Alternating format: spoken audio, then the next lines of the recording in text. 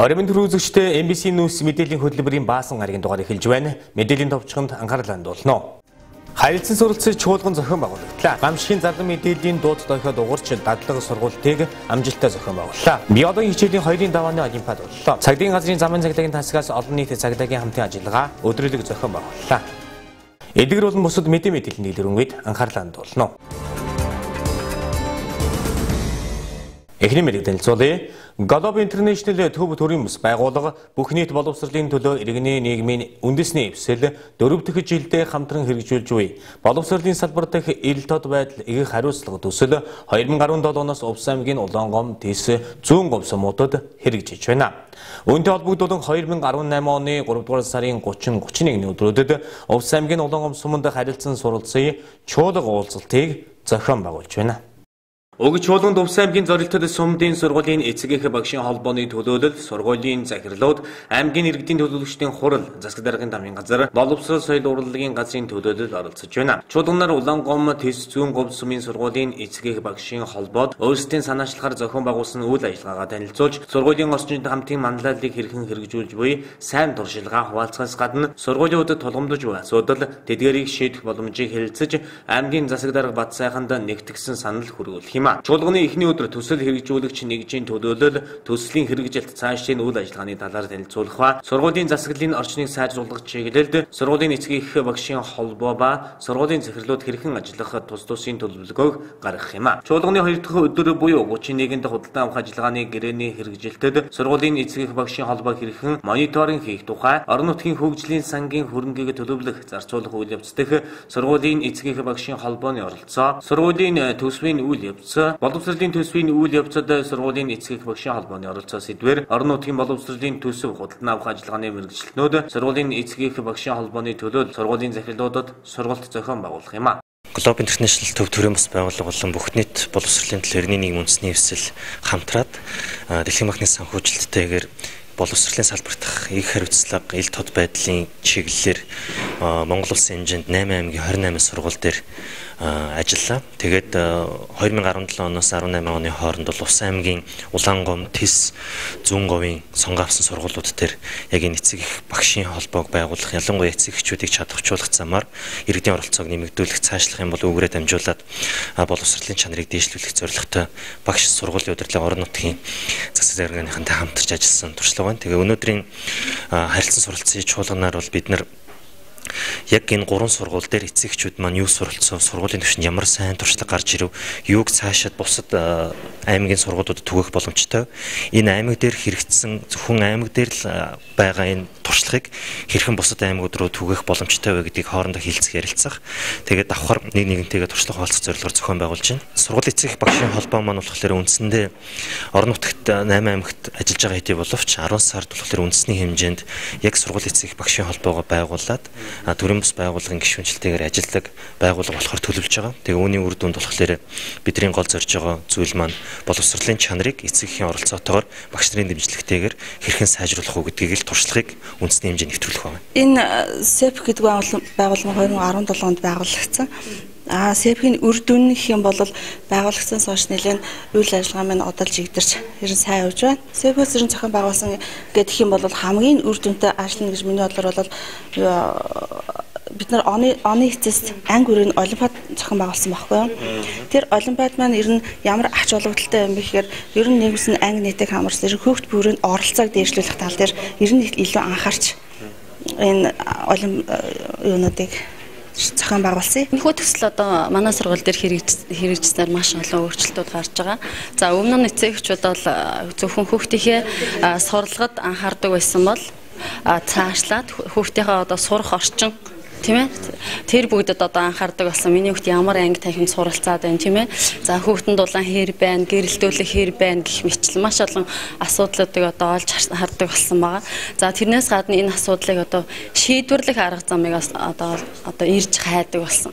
Өмнө нь харилцан суралцсан баруун бүсийн анх дугаар чуулган 2017 оны 11 дугаар сард Баяуулгын аймагт зохион байгуулагдаж байсан юм а. Энэ удаагийн чуулган аймагта зохиогдож байгаагаараа онцлогтой болж байна. Дэлхийн банк нийгмийн игэх хариуцлагын дэлхийн түншлэлийн санхүүжилтээр хэрэгжиж буй боловсролын салбар дахь ил тод байдал игэх хариуцлага төслийн зорилго нь боловсролын төсөв худалдан авах ажиллагааны ил тод үйл явцыг сайжруулахад иргэдийн оролцоог нэмэгдүүлэх замаар зорилттой аймаг сумдад боловсролын илүү сайн чанартай үйлчлэг хүргэхэд хувь нэмэр оруулах юм а. Уг төсөл хэрэгжсэн сүүлийн 3 жилийн хугацаанд Арханга булган хөвсгөл ховд увс Баяуулгын аймгийн нийт 20 сургуулийн дэргэд сургуулийн эцэг эх багшийн холбоог байгуулад байна. Дараагийн мэдээ засгийн газрын 2011 оны 339 дугаар тогтоолын дагуу 2018 оны 3 дугаар сарын 29-ний өдрийн 16 цагт гамшигын аюулын зарлан мэдээллийн дохиогоор дадлага сургалт явагдаж нийт ажилтнууд цугларга цэг цугларч дадлага сургалтыг амжилттай зохион байгууллаа.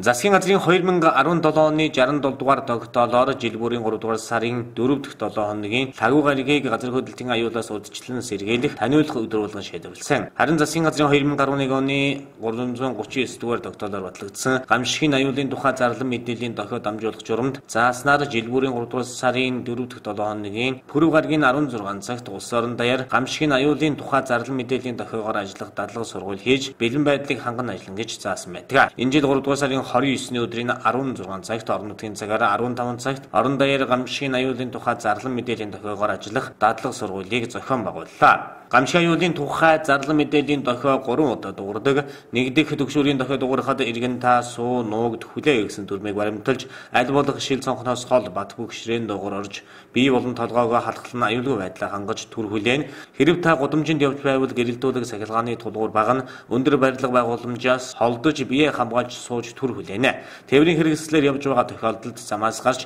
тээврийн хэрэгслийг унтрааж түр хүлээх ёстой. Харин 2 дахь төгшүүрийн дохио дуурахад анги хамт байгаа бол толгоогоо халахлан яарч сандралгүй нэгэн цуванд орж баруун гар талаа барьж гүүхгүй эргэж буцахгүй нэгнээ түлхэхгүй гэсэн дүрм баримталж байгаа газраасаа гарч аюулгүй талбайд цугларна. Гарахтаа цахилгаан шат ашиглахгүй байхыг анхаарах ёстой байдаг гэнэ. Харин 3 дахь төгшүүрийн дохио дуурахад та өөрийн харьяаллын засаг захиргааны нэгж болон байгууллагынхаа холбогдох албан тушаалтанд бүртгүүлж гэр бүлийн гишүүд анги хамт олонны мэдээллийг үнэн зөв тодорхой өгөх ёстой байдаг байна.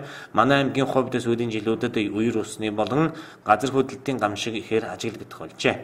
Энэ Монгол улс 2012 оноос хойш газар хөдлөлтийн гамшигаас урьдчилан сэргийлэх түүнтэй тэмцэх арга хэмжээний хүрээнд засгийн газрын одоо 2011 оны 339-340 дугаар тогтоолоор одоо бүх нийтийн бэлэн байдлыг зарлан мэдээллээр ажиллахад бэлэн байдлыг шалгадаг ийм одоо уламжлалт тогтоод явж байгаа. За энэ ажлын хүрээнд бол яг өнөөдөр одоо Монгол улс даяараа яг энэ цаг мөчид бол бүх нийтийн зарлан мэдээллийн дохиогоор ажиллах дадлага сургууль явагдаж байна. За энэний одоо өгөөж үр дүнх юм бол үндсэндээ орон нутгийнхаа тийм ээ Монгол улсын цаашлах юм бол гамшигаас хамгаалах мэргэжлийн ангиудын агаж хэрэгсэл техник хэрэгслийг шалгаж үзэх хүн хүчээ тодотгох одоо ийм ажил давхар явагддаг. Энд бол зүгээр одоо зүгээр нэг хэвийн одоо ингээд яваад өнгөрдөг гэсэн ойлголтоос илүүтэйгээр тийм ээ. Энд ард иргэдийн төлөө бэлэн байх хэрэгтэй гамшигаас хамгаалах мэргэжлийн ангиудынхаа бэлэн байдлыг шалгадаг. Увс аймгийн тухайд гэх юм бол жилээс жил ирэх тусам энэ мэргэжлийн ангиуд манд чанарж байна. Бас ховцос хангалтууд бас жигдэрсэн байна. Техник багш хэрэгслүүд бас тодорхой хэмжээгээр хангалт хийгдсэн, сайжирсан байна. Мөн одоо алуудууд маань бас энэ дээр тодорхой хэмжээний мэдлэгийг хөрвүүлж чадсан. Итгэв зүтгэл санаачлагтай орж байгаа одоо таатай байна л да. Энэгээр одоо цаашид хамтарч аливаа гамшиг улсын хор хөнөөллийг аялахад энэ бие бүрэлдэхүүн маань бүгд одоо хүчин зүтгэж ажиллана гэж ойлгох хэрэгтэй. Газар хөдлөлтийн гамшигын аюул тулгарсан үед төрийн болон төрийн бус байгууллага, ерөнхий боловсролын сургууль, цэцэрлэгийн бэлэн байдлыг хангуулах, нийслэл хотод соёлуулсан төвлөрсөн зарлан мэдээлэх хэрэгслийн бэлэн байдал үүшлэх, хүрээг шалгах, иргэдийг гамшигын аюулын тухай зарлан мэдээлэх дохиогоор ажиллаж сургах чухал ач холбогдолтой юм а.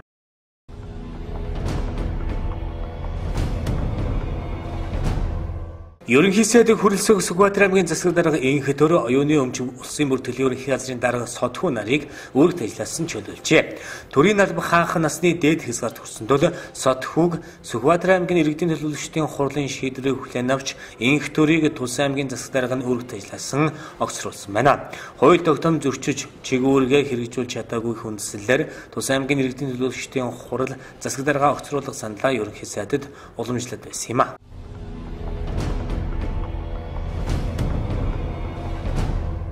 Хэлийн бомбт тэдгэрийн дэглэмийн тухай Монгол улс бүгд найрамдах Хятад ард улсын засгийн газрын 2004 оны хэлэлцээрийн 4-ийн 3 заасны дагуу Монгол Хятадын хэлийн авто замын бомбтууд 2018 оны 4-р сарын 5-ны өдөр буюу бүгд найрамдах Хятад ард улсын ханш нэх баярын өдөр тохиож байгаа тул ажиллахгүй болсон байна. Харин олон улсын гал дэрэг болон эсэг онгоц хуваарийн дагуу зорчих юм байна.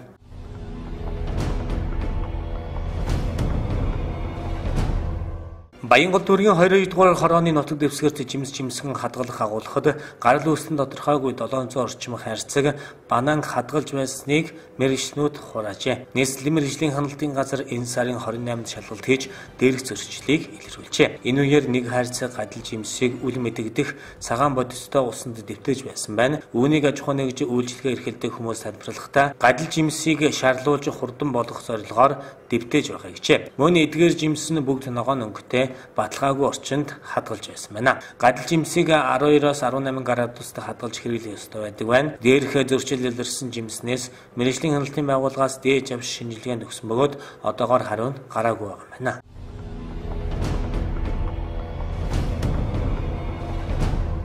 Нэгдсэн үндэсний байгууллагаас жил бүрийн 3 дугаар сарын 22-ны өдрийг дэлхийн усны өдөр болгон тэмдэглэж байхаар тунхагласан. Ус нь хүний амьдралын амин чухал хэрэглээ, юугаарч орлуулшгүй чандам нартай мэлээ. Усны үнэт чанар нь химийн аргаараа гарган авч болдоггүй оршдог юм. Дэлхийд байгаа нийт усны дөнгөж 1% цэвэр ус байдаг байна. Цэвэр усны нөөцийн асуудал хүн амны ихээр суужсан томоохон хотуудын хамгийн гол санаа зовоосон асуудлын нэг болоод байгаа юм. Харин Монгол орны усны нөөц нь 608 км3 байдаг байна. Үүнээс гадаргын ус 70%-ийг газрын гүний ус 30%-ийг эзэлдэг байна. Туул голын сав газар нь Улаанбаатар хотын 7 дүүрэг 5 аймгийн 37 сумын нутаг дэвсгэрийг хамардаг бөгөөд нийт 1.5 сая хүн ам 4.3 сая малыг усаар хангадаг байна. Туул гол нийт 717 км усаж орхон голд цутгадаг юм а. Манай улсын хэмжээнд 2007 оны усны доллогоор 5128 голгош урсдаг байснаас 852 нь 9306 булаг шандын 2277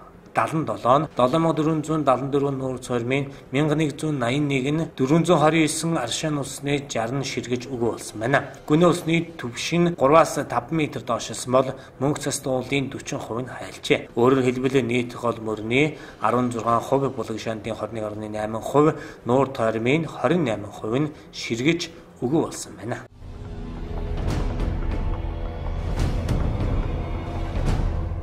Эсэлтийн ерөнхий шалгалтын бүртгэл орон даяар үргэлжилж байна. Энэ хичээлийн жилд улсын хэмжээнд 42 мянган хүүхэд өсөж байгаа юм байна. Мөн Монгол, Англи, Орос хэлний шалгалтын сонсгол даалгаврын хугацааг уртасгаж сэтгв даалгаврыг нэмж оруулсан байна. Харин шалгалтын бүртгэлийн хураамжид өөрчлөлт ороогүй бөгөөд нэг шалгалтын үн 5800 төгрөг, батлан чуудас 700 төгрөг хэвээр байгаа юм байна. Шалгалтын бүртгэл 2018 оны 4-р сарын 16-ны 18 цагаас тэг цаг хүртэл онлайнаар хийгдэх бөгөөд шалгалт эхэлтэл дахин нэмэлт бүртгэл хийх боломжгүй холбогдох газраас анхаарууллаа. Түүнчлэн эх жилээс боловсролын үнэлгээний төв эсэлтийн ерөнхий шалгалтын материалыг газар дээр нь засаж шалгалтын дүнг өдөрт нь гаргадаг системийг нэвтрүүлэхээр бэлтгэл ажлаа хангаад эхэлжээ. Энэхүү системийг албан ёсоор 2019 оноос бүрэн хэрэгжүүлэхээр төлөвлөжээ. Дараагийн мэдээ, биологийн хичээлийн 2-ын давааны олимпиад ерөнхий боловсролын 9-12 дугаар ангийн сурагчид болон багш нарын ангиллаар зохион байгуулагдлаа. Тус олимпиадад төрүүлсэн багш сурагчид улсын олимпиадад оролцох эрхээ авах юм а. Улсын биологийн олимпиадын 2-ын давааг Увс аймгийн уугуул биологийн ухааны докторууд 20 дахь жилдээ ивент тэтгэж зохион байгуулж байна. Олимпиадад 80 гаруй багш сурагчид оролцож байна. За улсын биологийн олимпиадын 28 дугаар олимпиадын 2-ын даваа маань амжилттай зохион байгуулагдаж явж байна. За олимпиадад маань 80 гаруй багш сурагчид оролцож байна.